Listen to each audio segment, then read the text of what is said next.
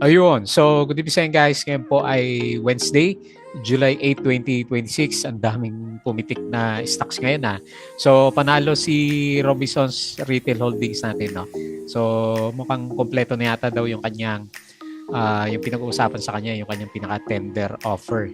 Actually, yung isang araw pa yung balita pero ngayon, ang lakas ng sipa kasi nagsiling si Robinsons Retail natin. Parang nabanggit na ba kung magkano yung price nito last time doon sa kanyang pinaka tender offer. So yung balita tungkol yata doon sa pinakamalaking investor niya, parang pumayag na sa tender offer niya. So magdidilis si Robinsons sa retail holdings natin. So congrats na lang po kung meron kang hawak na RRHI sa mga big caps natin at panalo yung kanyang galawan for today's trading natin.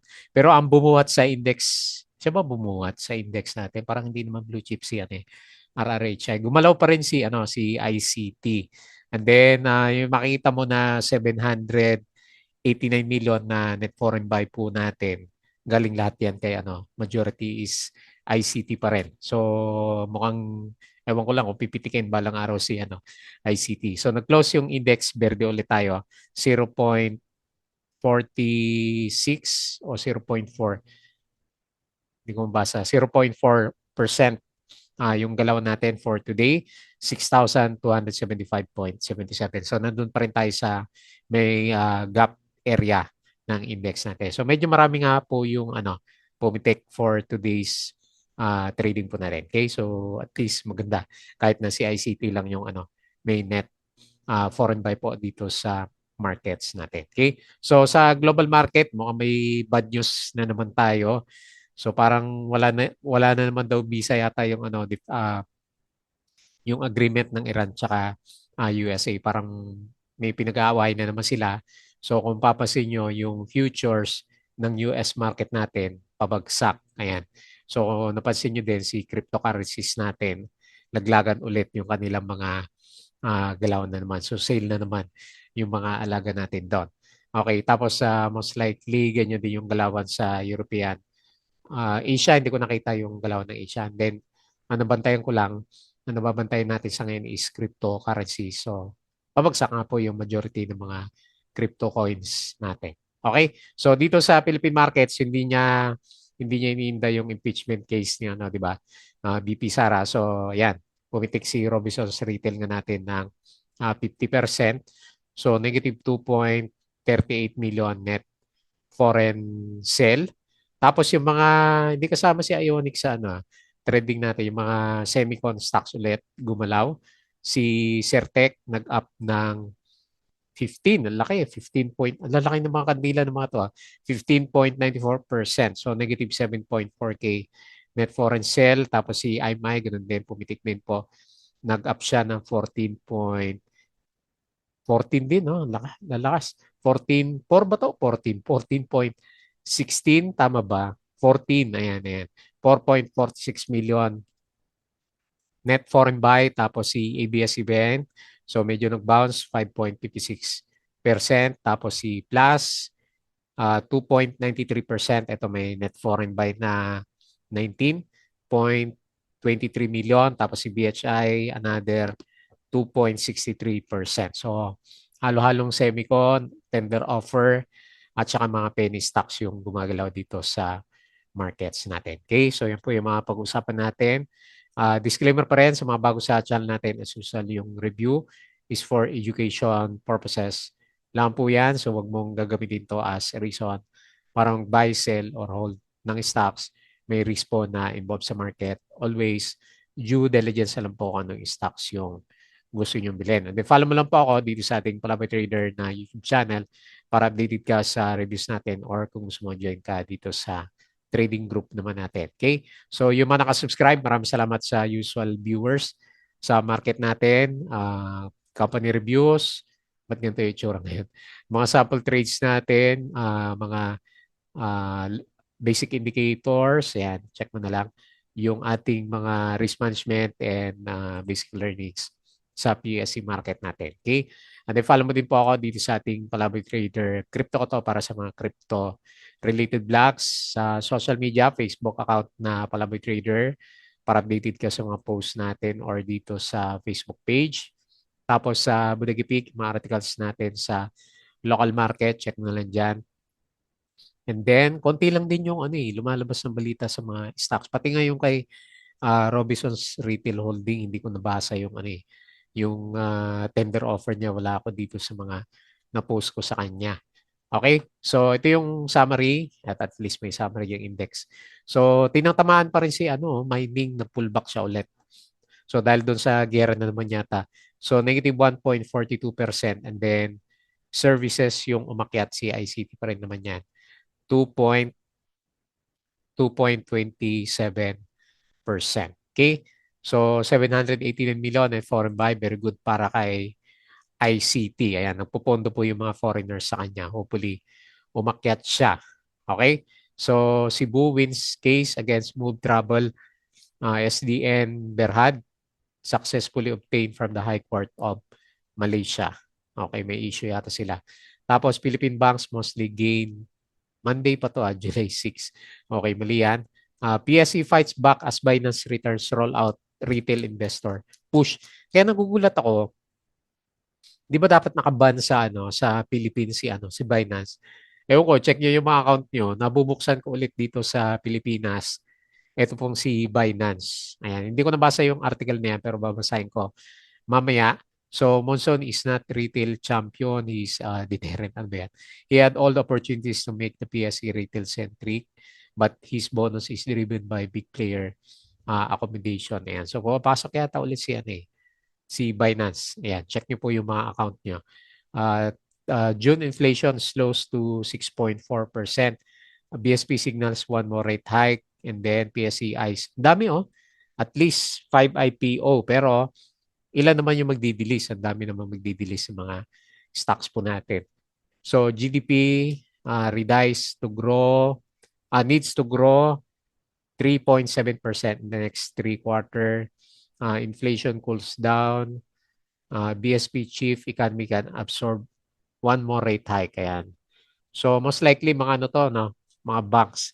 Robinsons Retail nears PSE exit after tender offer. July 13. Ayan, baka meron po kayong hawak na Ayan, magtaka kayo biglang hindi nyo na matrade si Robinsons Retail Holdings. Okay? So laglag kapon yata yung US market. Ayan, laglag sila. Tapos ngayon yung futures, hindi rin ganun kaganda yung pinapakita ng futures ng US market natin. Okay? So, double check mo na lang yan. Tapos, yung post natin kahapon. Okay, di ba? Konti lang yun na post ko ng mga balita dito po sa PSE market natin. Okay? So, patalastas ulit yung Patreon channel natin, yung mga gusto ng guide sa trading sa Philippine market. Salin lang po kayo dito sa group naman natin. Okay? So, punta tayo dito sa galawan ng index. Actually, ang ganda ng chart natin, di ba, kung tutuusin? Kasi 6,275 pero hindi ko maramdaman, di ba? Selected few lang yung mga pumipitik. Yan, sila ay may Certec. Sila yung mga namamayagpag during this time na medyo may mga lumalabas na negative news na naman sa market natin. Okay, so nagko-close the gap pa rin dito sa 6,300. Ewan ko lang kung makakatulong yung net foreign buy sa PSE market kasi kaya ICT lang naman yung net foreign buy natin na malakas. So anyway, dahil sa kanya medyo maganda yung galaw ng index natin. So kulang na kulang pa rin tayo sa foreign buying kasi nagko-concentrate lang sila sa isang stocks. Okay? So 6,275 yung closing. Tapos magdidilis pa yung iba. 0.46%. Dami naman. Merrimart, Robinsons Retail, sino pa yung mga matatanggal. So 789 million net foreign buy. Okay? So yung mga winners, Robinsons Retail nga, ayan, laki ng kandila. So bigla ba to? 5 minutes. Okay, big. May pause pa siya. Yata, may circuit breaker yung market natin. Ayan. So, ceiling. Congrats po. Certec, nag-up. Ang lalaki din ng kandila niya. 15.94%. Parang crypto eh. So, IMI, ito panalo si IMI, no? May nakabalik na. 14.16%. Tignan mo nga naman, no? Tapos si ABS-CBN, ayan, bounce, 5.56% nga po. Tapos si Apollo, andyan pala si Apollo, nauntog nga lang, 3.13%, si Plus, 2.93, ang liit ng kandila. BHI, 2.63, ito binubuhay sa mga penny stocks. Monde, 2.31%. Okay? So sa mga losers natin, sino ba? Parang konti lang nakita ko na maliban sa mga penny stocks. Yung may volume, ito pala si Atlas, ayan. Binawi din, minus 6.25%. So mining, di ba? Tapos si DHI, mining ulit, minus 3.42, FNI minus 3. Lalim na ng mga to ah. Tapos si Converge minus 2.63%. Ano yan? 52 weeks low din pala tong si Converge natin, no? Pangit din yung kanyang galawan. Okay. Diba? So, ICT lang yung gumagalaw sa market natin. Okay? So, tingin tayo dito sa global market. Ayan. Kung mapapansin nyo, medyo malakas po yung pullback dahil sa yung mga sinasabi naman ni Donald Trump. S&P futures minus 0.92, Dow futures minus 1.40, Nasdaq futures minus 1.37%. Okay? So mapula sa US, mapula sa Europe, and ayun, majority din pala ng Asia. Mapula din. Ayan. Okay? So, and then dito sa cryptocurrency, makita mo, laglagan din, no? 4%, 3% ulit. Okay? So, Bitcoin, 62K. Tapos, Ethereum, 1.7K. Si BNB, 565. Si Sol, bumalik dito sa 77. Okay, bumagsak. And then, si Dodge, 0.07 na lang si Dodge. Okay? So, pag-usapan natin yung mga trending stocks. Okay, so tuloy po natin dun sa mga trending stocks ka natin. Unahin natin si Robinsons Retail Holding. Ayan, ayaw man siguro natin. Pero kailangan umalis ng mga stocks na to kasi lugi sila sa current situation ng markets natin. Pero ang laki ng binalik niya. Oh. Since 2020, yung mga naipitski last time, ayan, oh, panalo, no? Isang araw lang na galawan, bawing-bawi yung mga traders natin. Ngayon, mapag-usapan natin magkano yung benta. Pero di ba dati 47, alam ko 47 yung yung huling price niya kaya nga umakyat na siya dito and then hindi na siya gumalaw, di ba? So, bakit kaya pinitik siya, no? Wala nang nagbebenta, ubus na. Konti na lang yung shares. Kaya siguro malakas yung sipa nitong si Robinsons Retail Holdings. Ayan. So, hindi ko nalalagyan ng kasi hindi na to yung price niya. Oh. Ito yung price niya dati. 47 pala, ayan, 66 na. So, hindi na kaya ng technical analysis to. Congrats na lang kung aakyat pa rin bukas yung galaw niya kasi July 13 pa naman yung niya, di ba? Pinaka last day ng tender offer. Ayan.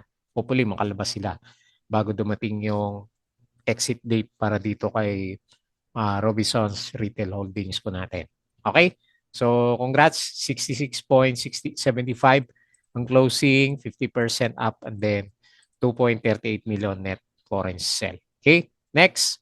So, yung kwento naman ng mga AI, di ba? Yung mga usapan sa US market, ayan. Pumitik si Certec.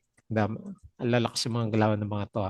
So, mukhang abot pa siya dito sa 0.84 last time. Ayan, oh, may gap siya dito. So pag siniswerte, di ba, pwede niyang balikan tong gap area natin dito sa bandang kaliwa. Ayan. Okay, hopefully para makalabas yung mga medyo naipit last time, di ba? Kasi matagal na rin yan, no? March 2025 pa. Okay? So hopefully makaabot siya diyan. So kailan kasi wala tayong catalyst na solid, no? So nagbe-base lang sa mga uh, sabay-sabay na galawan ng mga tech stocks. Kaya ingat. Ayan, so overbought na po siya. At nasa RSI 79 yung galawan natin sa kanya. So nag-close siya 0.8, up siya ng 15.94% and then 7.4K net foreign sell. Okay? Next, IMI. Ba't si Ionix? Hindi natin nakita, no? Ayan. Ito panalo si IMI din, no? Tagal na yung price na yan since 2023 pa. Ayan. So, hold lang hanggat didilis yung stocks natin, no? Buhay na buhay. So, ang pinakamalapit na resistance is dito sa 5.78. Watch out din kasi overbought na yung stocks natin. Tapos wala naman tayong balita, no? So, nag-close siya ng, ito na lang support natin. 14.16%, up siya 14.16. Tapos, nag-close 5.32 and then 4.46 million net foreign buy. Okay? So, overbought na po yung stocks. Nasa RSI 79 na rin yung galawan po niya. Okay? So, good para sa mga holders ni IMI po natin. Ang lakas ng sipa niya, no? So, wala na siya sa trend niya kahit dito sa mga spike niya. Medyo lampas na yung trend channel natin. Okay? So, yun po yung galawan ni IMI. Next, ABS-CBN. So, pero nabalitan natin to, di ba? Yung investment sa kanya ni Ayala Corporation doon sa lupa. Binili niya lupa. So, doon sa Quezon City. Okay, so may support tayo temporarily dito sa 3.37. Kaya lang volatile nga din, no? So, ayan. Bumalik sa below RSI 70. Bullish pa rin yung galaw niya kahit na medyo malakas yung drop natin kahapon. So, nag-close siya ng 3.61. Up siya ng 5.56%. Okay, and then 0 yung net foreign buy. Next, C+. Okay, malit lang naman yung galaw.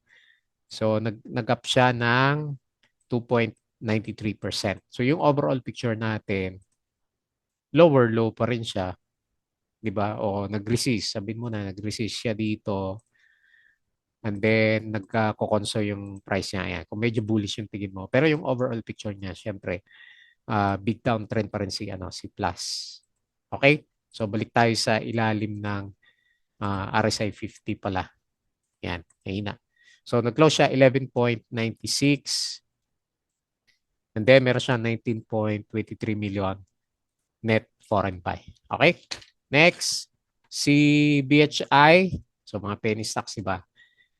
Okay. Ba't hindi natin nakikita sina PHA? Ayan. So, nakalampas na sa MA. Okay, nagre-retest na dito sa previous peak.